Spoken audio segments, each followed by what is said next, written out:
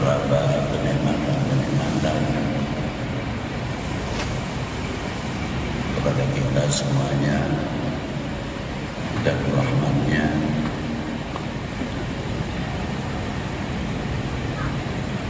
dan memberikan perlindungan semua makhluknya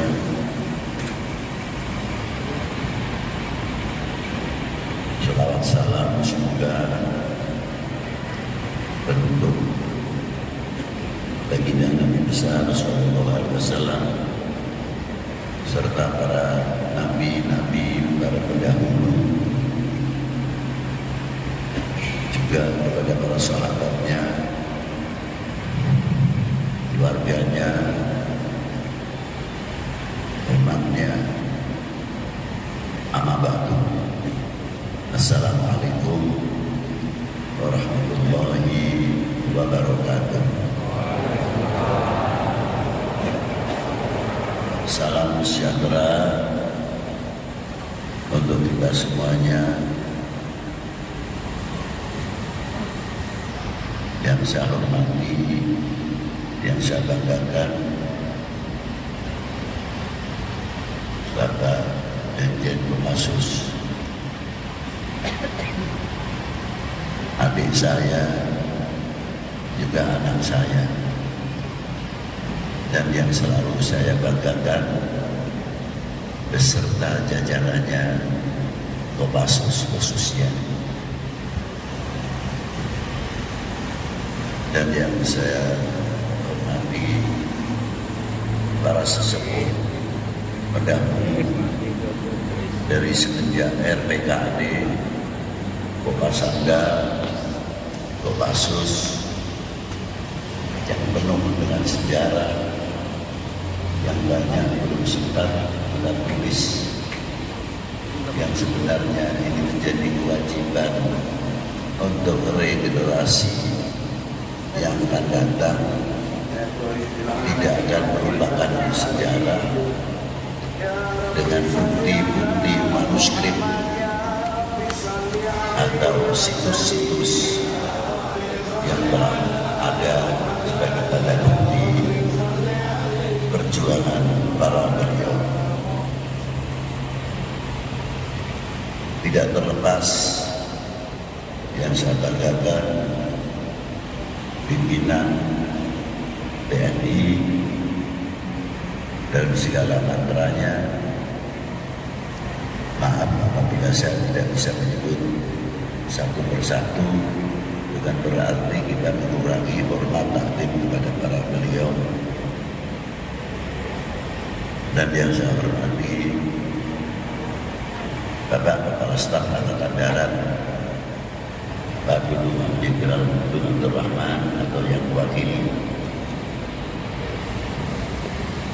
Bapak Pangdam Jaya, Bapak Kapolda Metro,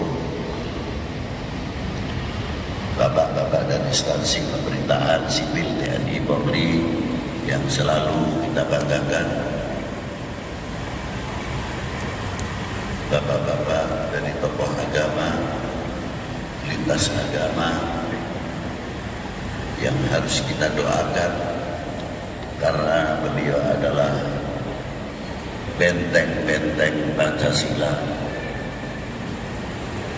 Semoga para beliau juga diberi kekuatan lahiriah maupun batiniah dalam menjaga negara Kesatuan Republik Indonesia. Yang saya hormati Bapak Wali Kota DKI, Bapak-bapak pimpinan Forkopimda dari tingkat provinsi atau tingkat kabupaten, wali kota, adik-adikku, anak-anakku yang selalu tidak terlepas dari pandangan mataku, khususnya anggota Kopassus yang selalu saya berdoa semoga TNI Indonesia zahiran wa batinan diberi segala kekuatan dalam memagari, memperkokoh pertahanan nasional, ketahanan nasional.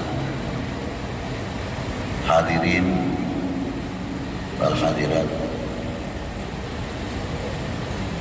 pada siang hari ini, pagi hari ini, kita kumpul bersama dari mulai pejabat, sipil, TNI, Polri,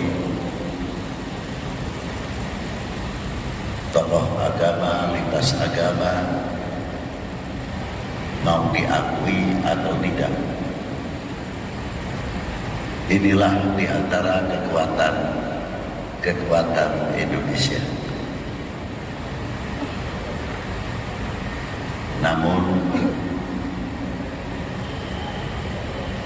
sekarang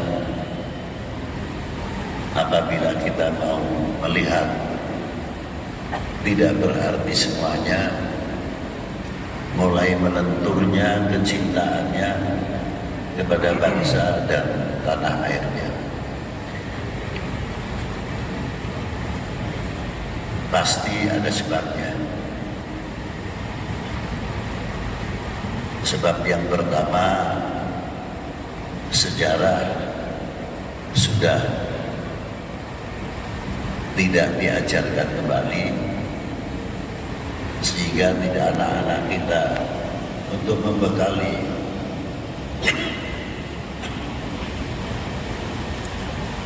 ke depan anak-anak kita sangat mengkhawatirkan. Kalau bahasa Sunda disebut keparman obor, kematian obornya. Padahal yang melahirkan, memperkokoh, kuat, menambah kecintaannya kita kepada bangsa dan tanah air tidak terlepas mengetahui jerih payahnya para pendahulu. Kita mengetahui kekuatan bangsa Indonesia ini bisa saja yang mengetahui zaman VOC ke bawah atau zaman VOC sebelumnya. Apakah bangsa kita ini tidak berjuang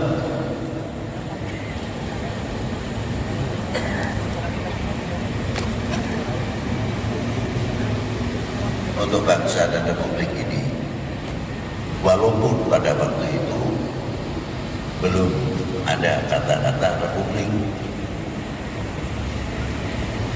Beberapa kerajaan-kerajaan dari mulai Pasai, Aceh, dari mulai Marimusoleh sudah mulai bertempur melawan Portugis. Sampai zaman Iskandar Muda, sampai ke Palembang, zaman jayanya Sriwijaya. Hebatnya bangsa kita itu sudah luar biasa. Bagaimana Sriwijaya pengaruhnya pada waktu itu tidak cukup di Indonesia saja, sampai ke Sri Lanka, India, dan sebagainya.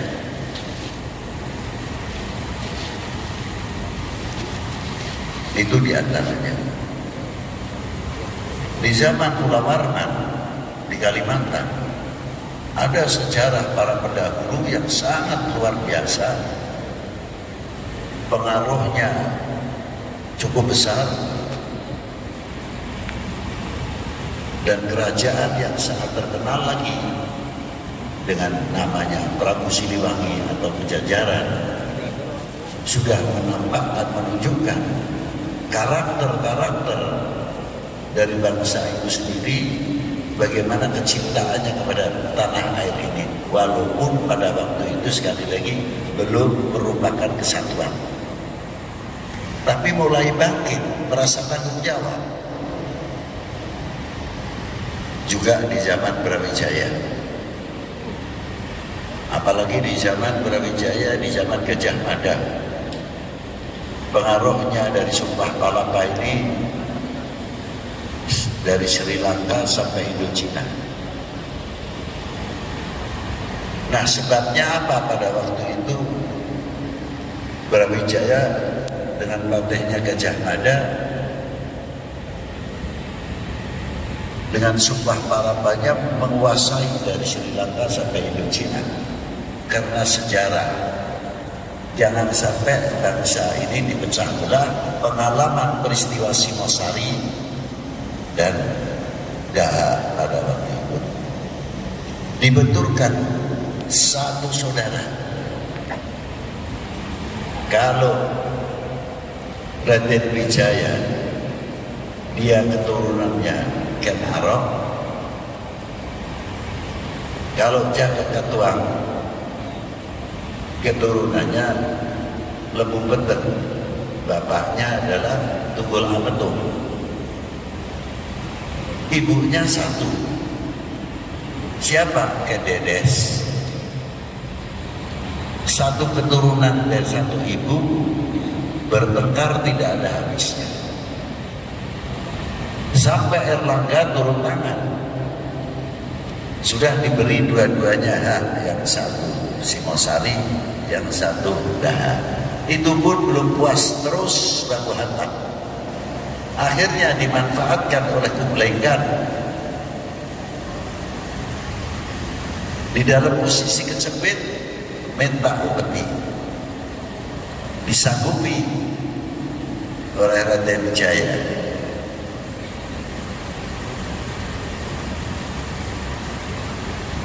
Tapi permintaan Raden Wijaya, serang dulu Daha, nanti saya beri upeti. Disanggupi oleh Kublai Khan. Begitu Kublai Khan menyerang dengan 70 kapalnya, dihantam dari belakang oleh Singosari, padahal sedang bermusuhan dengan Daha. Secara nurani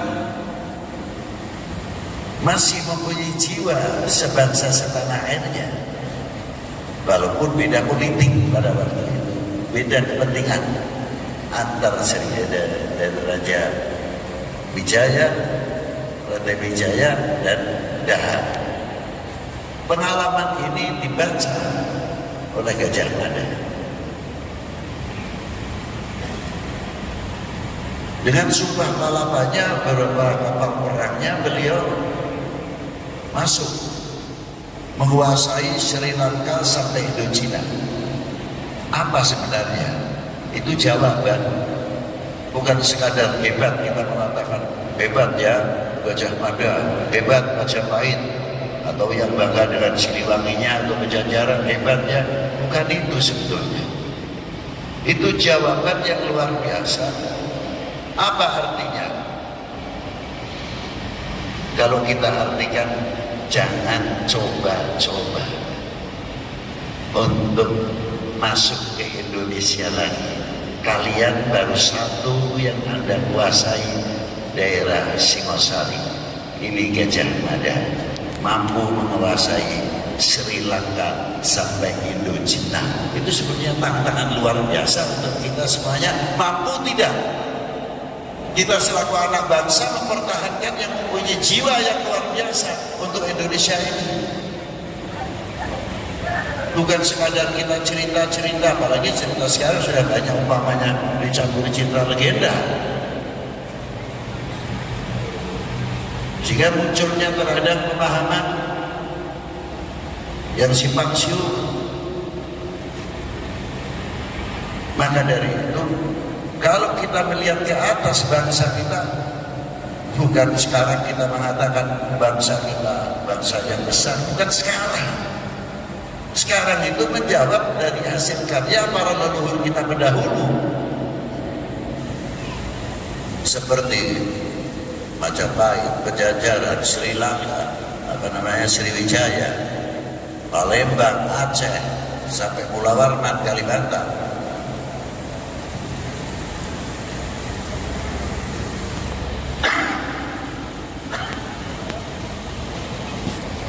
Cobaan tidak terlepas. Selesai kita menyelesaikan Portugis, ada peristiwa lagi yang kerajaan kesultanan begitu kuat luar biasa, namun kok mudah digebosi. Pada 1511, pada Sultan Mahmud Shah, Malaka luar biasa. Mengapa mudah dihancurkan oleh Portugis? Dihancurkan dulu dari belakang, dari dalam, bukan dari luar. Bikin ketidakpercayaan masyarakat setempat kepada rajanya, kepada perdana menterinya, kepada prajuritnya, terus digembuskan. Dari situlah tumbangnya terutama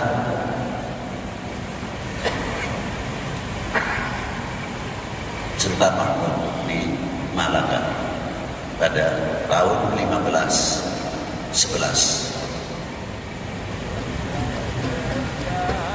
Mari, kalau kita sudah melihat semua mata pelajaran yang sangat mahal,